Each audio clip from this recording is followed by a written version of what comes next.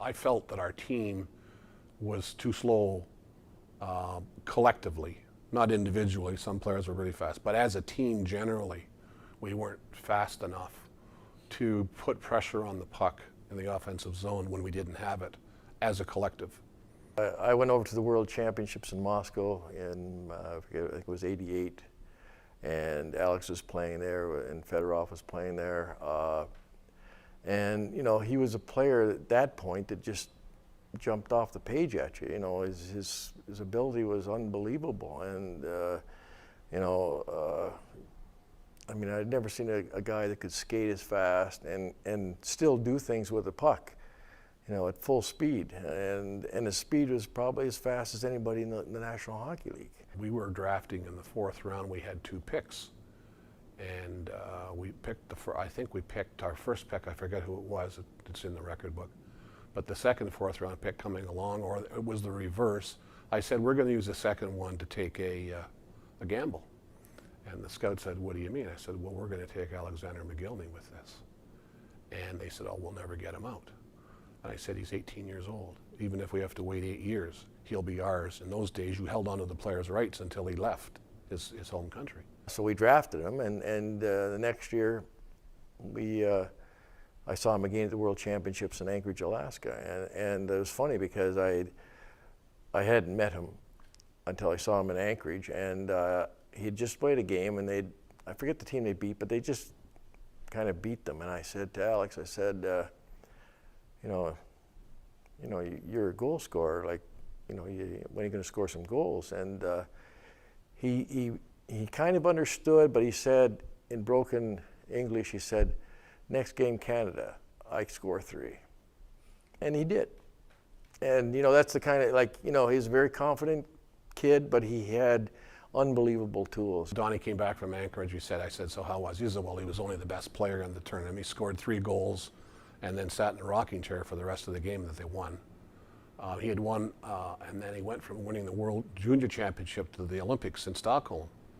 And I said, well, you know, that's great. We'll just stay in touch with him and say hello to him when we can. And if it ever opens up, we know we've got a superstar player.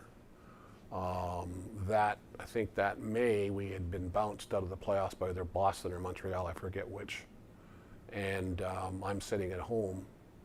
I get a call from Don. He said, I got a call from a guy who says he represents Alexander Mogilny. He wants to meet us in Stockholm. They had just finished playing in the Worlds.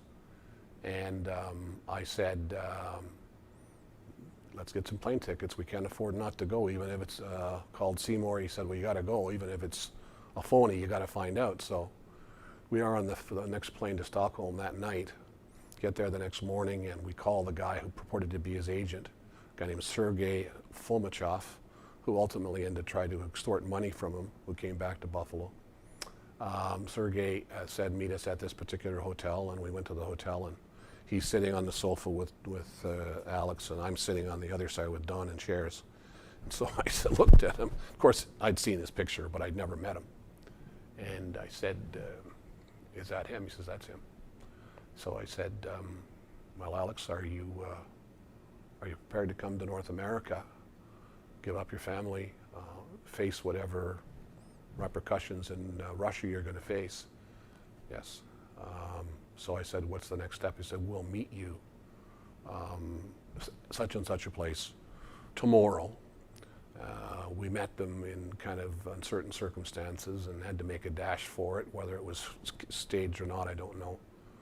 Spent the next couple of days handling the paperwork. I was in constant touch with the director of the INS here in town, getting direction from him in the State Department. But essentially, once he got his temporary status, we then had to wait to get out of town.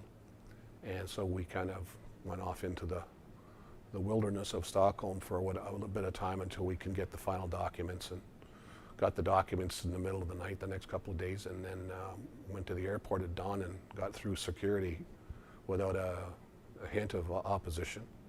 And we got through security, and by that time we're in international space. And so Alex turns around and said to me, am I free now? I said, yes, you're free. Oh. He just kind of looked and went over to the bar and had a morning coffee, and then we waited for the plane and came here. But the remarkable thing was that we're on the plane coming home from Stockholm, and this isn't secret, this is obviously public record. This is when I realized the enormity of it, because we'd had nothing in Stockholm or in Sweden that indicated, all we'd seen is a paper that Mogilny gone missing. He hadn't reported to his team hotel the day before. We get over here and there's an announcement as we're coming into JFK. Ladies and gentlemen, we'll be landing at JFK shortly. Please stay on the plane. The FBI are coming on to conduct an examination. The FBI and the INS are coming on to conduct an examination of a passenger and his companions. So we land, the FBI and the INS come on, and we identify ourselves, show our passports, and says, come with us. So we walk into the airport to a special place, and there might have been the airport manager or somebody came to me and said, you're going to have to go talk to the media. And I say, why? He says, because there's about 1,000 of them out there right now. It's hit the international press. So while we're on the plane, he had called his mother to say goodbye. And love you, and I'll see you when I can, but I'm following my dream. And I guess either she called the coach or it was intercepted by whoever. And it was the front page news in New York when we arrived that evening. And there was probably not 1,000, I would say probably several hundred media people asking questions. Of course, I'm under strict silence instructions, not only from my bosses, but from the government. Because he's still under examination. He's not yet out of the woods. He's still under examination as whether or not he legitimately has the right to be considered a refugee. So we have this press conference and we arrive in we take the flight to Buffalo. Same thing happens at Buffalo again. Smaller group, the same thing. This is probably 11 or 12 o'clock at night. And it was, the enormity of it and the importance of it gradually hit. We conducted a press conference in the Odd Club that was attended by hundreds of journalists from around the world. I had my house in the front page of papers all over Europe. And of course, I got to get a kick out of it. My daughter was scared and my wife was scared, but when you're young and full of, once the adrenaline gets going, and you don't stop. You go through and finish it. And he impressed at first shift on the ice. He had an adjustment time for the summer because this is the off season, but we saw him at training camp and we knew that we'd secured a very, very valuable asset, something that would have cost us millions of dollars if we'd tried to negotiate a release, and something that, because of his status as a refugee, it cost us millions of dollars to pay him, mind you, but at least we didn't have to pay the release. So it was sanctioned by the NHL. There was no wrongdoing.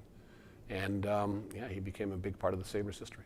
When he first came over here, he was very, very confident in his ability to play, but yet he's going to a new country. He was very private. He didn't know how things worked over here, and I think a lot of his personality was misread. I think that he's a very intense kid. At that time, he wanted to win. He wanted to do his best, and a lot of things he didn't understand here. So he would be, maybe people would say, standoffish, but he didn't want to put himself in a situation where he didn't understand. Which, he lived with us for a while, and so I got to know him pretty well. He was a very sincere, very honest guy who really wanted to do his best. One thing I remember in training camp, Duds used to have this, his 18 laps. Before it was Camp Tortorella, it was Rick Dudley, and he would tie the rope between the nets, and we had to do the 18 laps. And when Alex first came, he didn't really speak the language at all, and he wanted to be with the guys. So you did your 18 laps, and when you're skating, he wouldn't take his feet off the ice. He was just pumping his legs, and he stayed in the middle of the pack. And we were dead. And Duds was getting mad at him. He was mad and yelling at him. So the next time, you have to do it 3 times. The next time he did it, he started yelling at Alex. I think he might have stopped us and told Alex to get going. If Alex didn't get skating, we were all going to have to skate another time. And he still just stayed in the middle of the pack, pumping his legs, which is a hard thing to do. And the third time, Duds finally started yelling at him. And Phil Housley was probably a half a lap ahead. While the rest of us were in a pack, Howie was off on his own doing his thing. And Alex just kicked into gear and started skating. He caught Housley, passed Housley, and that just kind of showed us his skating ability, what he could do. Yeah, he was. I think some of the language barrier was self-imposed. Should I say that? Yeah. A lot of times people would come up to talk to him, and he would go, I don't speak English, but he was speaking English to us. Yeah. It was interesting because, he was staying in the hotel and we had the training camp out at the old Saberland, and, he shows up, there he is, and got his skates, and we put him in equipment and he's skating around, and we're all kind of looking at him, and he's playing the old I don't speak English card to everybody. But he and I hit it off right away, and so he was a little bit younger than I was, but, I got along great with him. And I found out right away that he was fluent in English.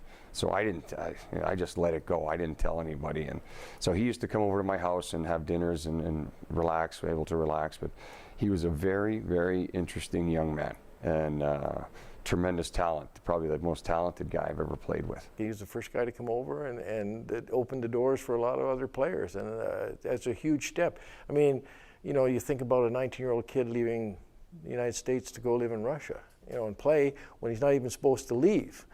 It took a lot of intestinal fortitude to do what he did. Just things that he went through, because he didn't understand what was going on, and he was a young guy, and he left his family at home, and I think his family went through an awful lot at the beginning too. To be able to do what he did was truly amazing, and he was a really intelligent guy that never spoke a lot and never really allowed a lot of people to get to know him.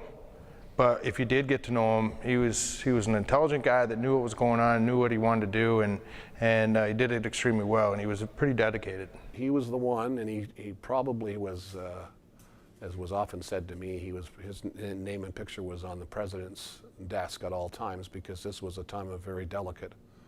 The wall was about to fall and did fall shortly after that. The other Russian players started coming out. Clubs began to realize, I'm surmising this, that logically they began to realize that we can either hold them back and get nothing for them, or we can let them go and at least negotiate something ongoing. And at that time, the NHL and Russians were starting to understand each other a little better. I think they realized that the NHL was ready to accept European players, especially Russian players, as frontline players. And the Russians were going through their own turmoil. Their Russian Federation group was as much politically under stress as the country was. So the timing was pretty good for all those young Russian kids to get over here and start establishing themselves, and they really have.